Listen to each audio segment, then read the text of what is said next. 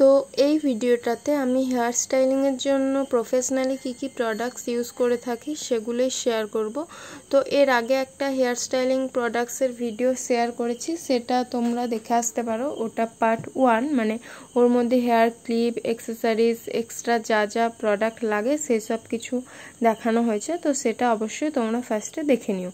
তো ফার্স্টে আমাদের হেয়ার স্টাইলিংয়ের জন্য যেটা দরকার সেটা হচ্ছে এরকম একটা হেয়ার সিরাম দরকার হেয়ারটা প্রোটেক্ট করার জন্য।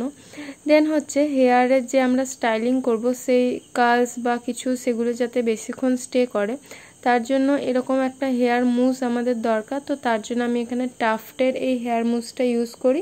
তোমরা অন্য কোনো মুসও ইউজ করতে পারো বা জেলও ইউজ করতে পারো। নেক্সট, রিজনেবল প্রাইসের মধ্যে এই গ্যাটসবাইয়ের হেয়ার স্প্রেটা খুব ভালো, এটা হার্ড স্প্রে। নেক্সট হচ্ছে এই ওসিসের এই হেয়ার স্প্রেটাও কিন্তু ভীষণ ভালো, এটাও একটা হার্ড স্প্রে। তো এছাড়াও তোমরা টাফটের যে 5+ হোল্ড স্প্রেটা আছে সেটাও ইউজ করতে পারো। তো এটা একটু কস্টলি, বাট এটা কিন্তু ভীষণ ভালো। তো এটা আমি জাস্ট ট্রাই করার জন্য নিয়েছিলাম, তো দেখলাম যে না, এটা সত্যি খুব ভালো। তো এটা তাই আমি এখন ইউজ করছি।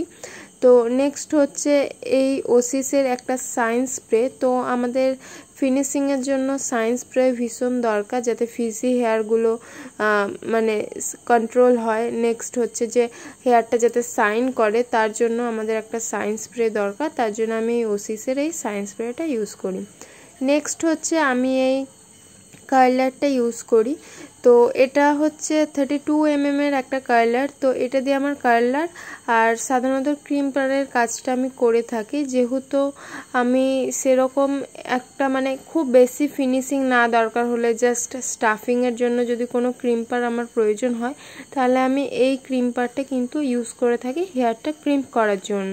কারণ এটাতে একটু বড় টাইপের গ্যাপ দিয়ে ক্রিম্পিংটা হয়, তো সেই জন্য আমি এটা ইউজ করি। তো যারা বিগিনার্স তারা কিন্তু এই ধরনের একটা মেশিন কিনতে পারো।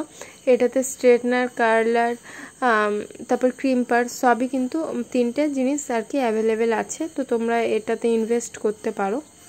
তো এছাড়াও আমি আর একটা ক্রিম্পার ইউজ করি, সেটা হচ্ছে এই আইকনিক মিয়ের ক্রিম্পারটা।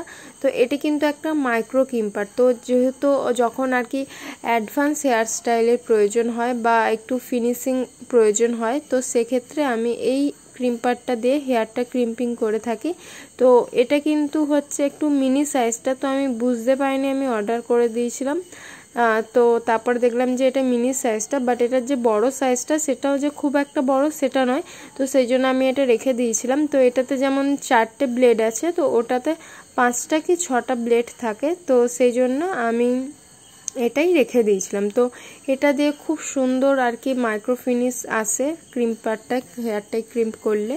তো তোমরা এরকম একটা ক্রিম্পার নিতে পারো, এটা 2000 টাকার মধ্যে পেয়ে যাবে তোমরা, অফারে আর একটু কম পেতে পারো। তো তোমরা নাইকাতে চেক করতে পারো। তো এই যে আমি এই ব্লেডটা দেখাচ্ছি, তো এই ব্লেডটা এটাতে যেমন 3টে আছে, তো যেটা বড় সেটা আর কি ক্রিম্পারটা যে বড় ক্রিম্পারটা রয়েছে তার মধ্যে একটু বেশি এই ব্লেডটা থাকে, 5টা মতন, আর ওটাতে একটু পাওয়ারটা কন্ট্রোল করা যায়। তো এটাতে পাওয়ারটা কন্ট্রোল হয় না। তো নেক্সট আমাদের এরকম একটা ওয়েভার মেশিন বা ট্রিপল টং দরকার। তো আমি সেক্ষেত্রে এই ভেগার এই ট্রিপল টংটা ইউজ করে থাকি। তো এটাতে এরকম অন অফের সুইচ আছে, বাট এটাতে কোনো কন্ট্রোল করার আর কি মেশিনের মধ্যে কোনো সুইচ নেই যে আমি পাওয়ারটা কন্ট্রোল করব। বাট এটা কিন্তু ভীষণ ভালো, রিজনেবল রেঞ্জের মধ্যে ভেগার এই ট্রিপল টংটা কিন্তু খুব ভালো। তো যারা বিগিনার্স বা প্রফেশনালও যারা কাজ করো, তারা যারা আইকনিক কিনবে না মনে করো বা কিছু, তো এরকম একটা ভেগার ট্রিপল টং কিনতে পারো। নেক্সট হচ্ছে এটা হচ্ছে আইকনিক মিয়ের একটা স্ট্রেটনার। তো এটা হচ্ছে আমার এতগুলো হেয়ার স্টুলের মধ্যে সব থেকে ফেভারেট প্রোডাক্ট আর কি, প্রোডাক্ট নয় আর কি মেশিন আর কি, প্রোডাক্ট বলে আমার হ্যাবিট হয়ে গেছে। তো যাই হোক, তো এটা এরকম সুইচ আছে। তো এই সুইচটা প্রেস করলে এটা ওপেন হয়, আর সুইচটা প্রেস করলে আবার বন্ধ হয়ে যায়। তো এটার মধ্যেও অন অফের বাটন রয়েছে, আর এটাও কিন্তু পাওয়ার কন্ট্রোল করা যায় না। বাট এটা দারুণ, যেমন এটা দেখতে জাস্ট লুকটা যেমন দারুণ, তো এটা স্ট্রেটনিংও ভীষণ ভালো হয়। তো এটা হচ্ছে আমার মোস্ট ফেভারিট একটা প্রোডাক্ট আমার এতগুলো হেয়ার স্টাইলিং টুলের মধ্যে। তো যাই হোক, তো এটার মধ্যে অনেকটা লেন্দি একটা কর্ড রয়েছে যেটা রোটেট হয়, সবটার মধ্যেই রয়েছে।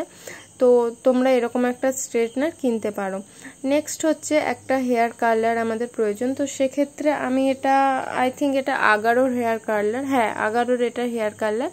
তো আমি আগারোর হেয়ার কার্লারটা ইউজ করি। তো এটা হচ্ছে 19 mm আই থিঙ্ক। তো যারা 19 mmটা ইউজ করতে চাও না তারা 22 mmটাও কিনতে পারো, বাট এটা হচ্ছে 19 mm।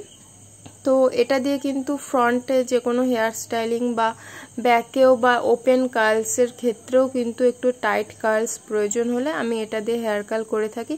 আর এই যে একটা আর কি এটা জানি না আমি ঠিক। তো এটার জন্য আর কি তোমার স্ট্রেটনারটা গরম থাকলে নিচে রাখতেও তোমার সুবিধা হবে।